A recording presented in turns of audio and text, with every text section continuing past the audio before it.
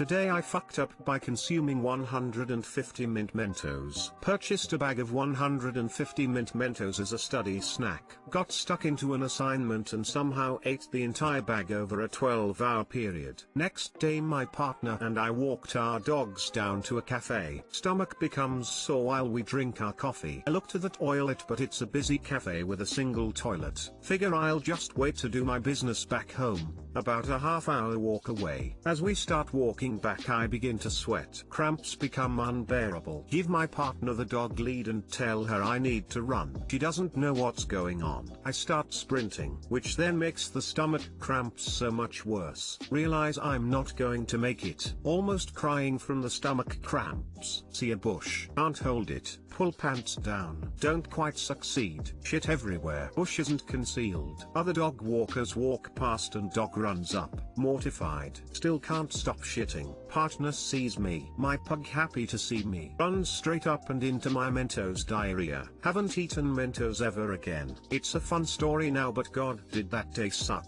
Partner loves to bring it up at dinner parties. TLDR, don't consume an entire bag of Mentos and go for a walk with no toilet access. Did the bush smell minty afterward at least? Sounds like those sugar-free gummy horror stories. Haven't tried the sugar-free gummy bears, but GF and I did find sugar-free toffees. We had like 4 each and pretty much immediately regretted it. Had to fart for the rest of the day with stomach cramps like you wouldn't believe. OMFG, I'm so sorry but that was hilarious. I saw your story in Askreddit question today. My karma whore detectors were going off. Nope, it's actually the Mentos eating bush shitter. How did your partner take you sprinting out of nowhere, destroying a bush with your ass, and shitting on the dog in front of other dog walkers without context of your Mentos problem? Today I fucked up by not knowing how to behave appropriately at a house party full of complete strangers. Obligatory didn't just happen, but 8 years ago. Me, 18, girlfriend at the time just started uni, she was moving up north to stay in a student apartment. Wanted me to come and meet the gang. I have terrible social anxiety. So I get up there, and obviously the night starts with drinks. They're all poor students so drinks in the apartment. Drinking games ensue. Now, I'm awkward and don't really know how to start a decent chat with a stranger. So what do? I hit the hard liquor. Hard. Anyone ever played that game Roxanne? Where you listen to Roxanne by the Police and drink when he says Roxanne. I start this with straight vodka. Now it was by ob so I'd brought a 70 centiliters of vodka with me which I intended to share. Did I? Nah man, I drank it within 40-ish minutes of arriving. The last thing I recall of that night was shuffling cards. I woke up next morning, in a bed. Really comfy. My first thought, fuck I'm comfy.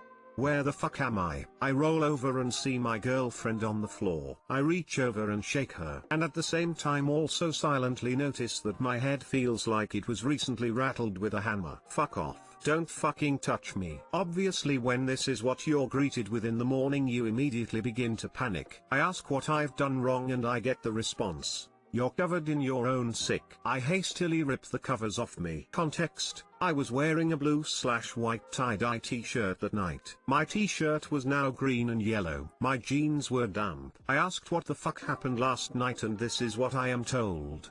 Remember when I was shuffling cards? Well apparently I blacked out. I just fell to one side on the couch and went unresponsive. Everyone freaked the fuck out. 2 of the guys took my arms and legs and carried me to my girlfriend's room. They lay me on the floor at which point I woke up very suddenly and exclaimed that I needed to spew.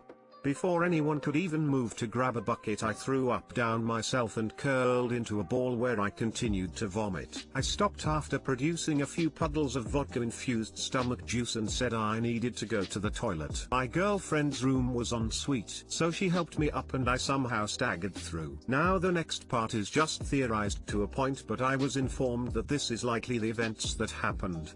I went into the bathroom, pulled my jeans down. Began to piss fine. My girlfriend knocked after an appropriate amount of time and asked if I was okay and if she could come in. He apparently said yes, but I was still pissing and had no clue what had just been asked, so I just said yes. My girlfriend entered, much to my horror. I spun around on the spot with the grace of 1,000 drunken kung fu masters, all the while still pissing and showering the floor in urine while aiming my pecker at my girlfriend. She screamed. Understandably, the piss was making the tile floor like an ice rink for my Converse, and thus, I slip in my piss, cock still in hand, fall and hit my head off the toilet cistern, reach out to grab something on the way down and inadvertently push the shower door open and crack myself in the side of the head with the swinging open door. I then pass out. So, my girlfriend had to just pull up my pissy jeans, then ask two dudes she'd known less than 48 hours to help her carry her piss-soaked, vomit-covered boyfriend into her bed. I went back to visit twice after that. My girlfriend then started cheating on me with one of the dudes. I've barely drank since, and while thinking about it, I could have died at multiple points that night. Too long, didn't read,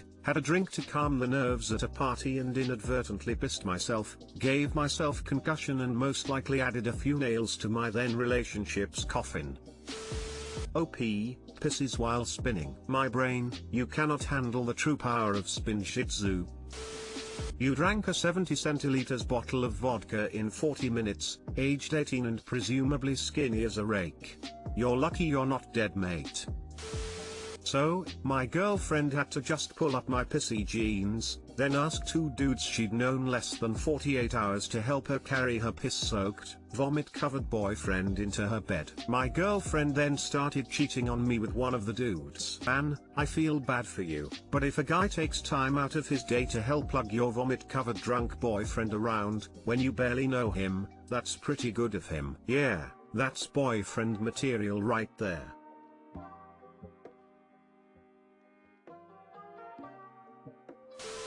Sounds like a steep learning curve. My biggest shock was that your girlfriend's room had an ensuite. We felt lucky our doors had locks. It's fairly common to have an ensuite in UK halls. They are very small, but Op would have been able to simultaneously shit into the toilet and spew into the sink, then fall 2 feet into the shower. It's a pretty decent setup for students. Main issue is the shower has a button you need to push for like 10 seconds of water, so you need to rig up a belt to keep the water on.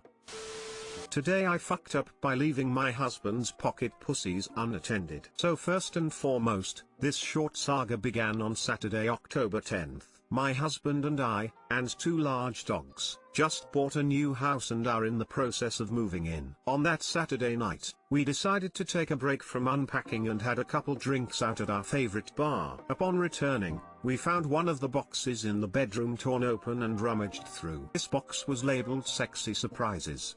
One of our dogs is notorious for eating non-food items and has already had 1 foreign body surgery, so we immediately began inventory of the box. Of all the fun things in that box, the only things missing were all 3 of a 3-pack of generic pocket pussies. At this point we just prayed he chewed first and decided we'd keep an eye on his poop before we took him to the vet. For the next couple days, he was still eating and pooping. On the following Wednesday he made a poop which contained a piece of the toy. Things were looking promising, so we began to relax a little. Thursday night, things got weird. We were laying in bed and I was starting to doze off when I heard the pup heaving. Following the heaving was a heavy splash, so I got out of bed, half awake, no glasses, and tried to examine the puke. I was trying to make out 2 masses in the middle of the puke pile. It was 1.75 pocket pussies. I woke my husband, we laughed. We figured he'd already shit out the 3rd and we'd missed it. I wrapped them up and threw them away,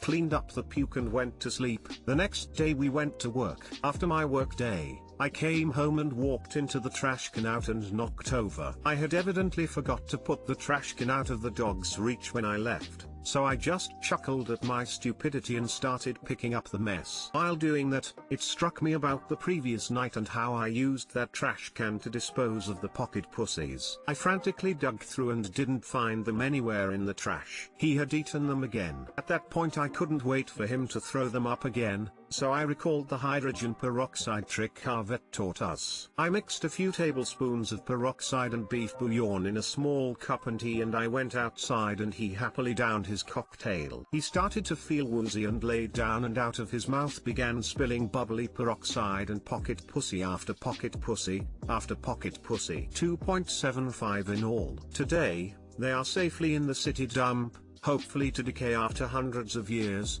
far away from my dogs. P.S. Did you know a flesh-colored pocket pussy will turn green after soaking in stomach acid for a week? Too long didn't read. Dog ate 3 pocket pussies, threw 2 of them up, found and ate them again the next day, then was forced to throw up all 3. Am I the only person wondering how big the dog is that he ate 3 of these and still felt hungry? WTF. That dog has one weird ass fetish. Not an ass fetish from what I can tell. Pets are a trip. One of my cats ate a plastic grocery bag and shit it out whole once. You ever see a full-sized plastic bag hanging out of a cat's anus? It's an experience. No idea how she survived that, but she's a trooper.